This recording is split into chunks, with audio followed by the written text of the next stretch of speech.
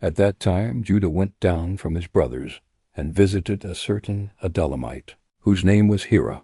There Judah saw the daughter of a certain Canaanite man named Shelah. He took her, and went in to her. She conceived and bore a son, and he named him A. She conceived again, and bore a son, and she named him Onan. She yet again bore a son, and named him Shelah. He was at Chizib when she bore him.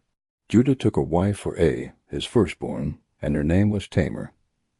Judah's firstborn, was wicked in the Lord's sight, so the Lord killed him. Judah said to Onan, "Go into your brother's wife, and perform the duty of a husband's brother to her, and raise up offspring for your brother." Onan knew that the offspring wouldn't be his, and when he went in to his brother's wife, he spilled his semen on the ground, lest he should give offspring to his brother. The thing which he did was evil in the Lord's sight, and he killed him also.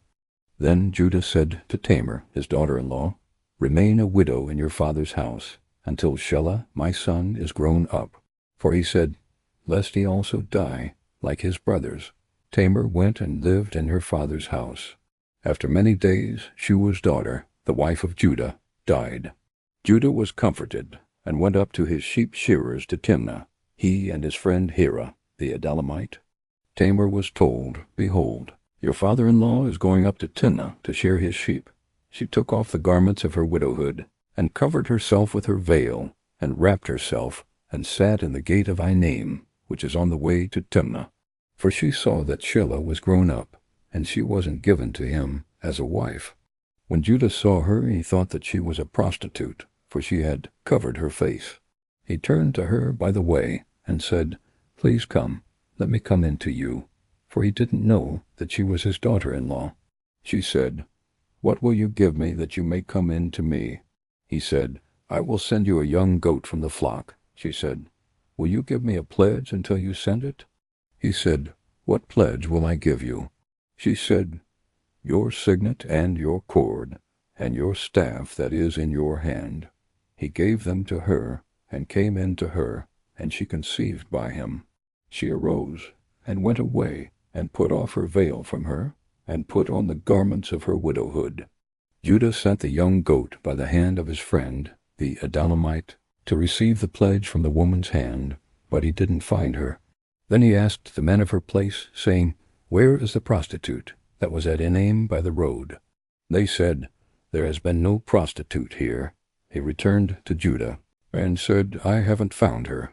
And also the men of the place said, "There has been no prostitute here." Judah said, "Let her keep it, lest we be shamed. Behold, I sent this young goat, and you haven't found her." About 3 months later, Judah was told, "Tamar, your daughter-in-law, has played the prostitute. Moreover, behold, she is with child by prostitution." Judah said, "Bring her out, and let her be burned."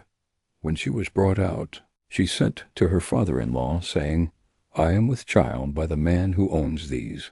She also said, "Please discern whose these are, the signet, and the cords, and the staff." Judah acknowledged them, and said, "She is more righteous than I, because I didn't give her to Shelah my son." He knew her again no more. In the time of her travail, behold, twins were in her womb. When she travailed, one put out a hand, and the midwife took and tied a scarlet thread on his hand, saying, "This came out first." As he drew back his hand, behold, his brother came out, and she said, "Why have you made a breach for yourself?" Therefore his name was called Perez.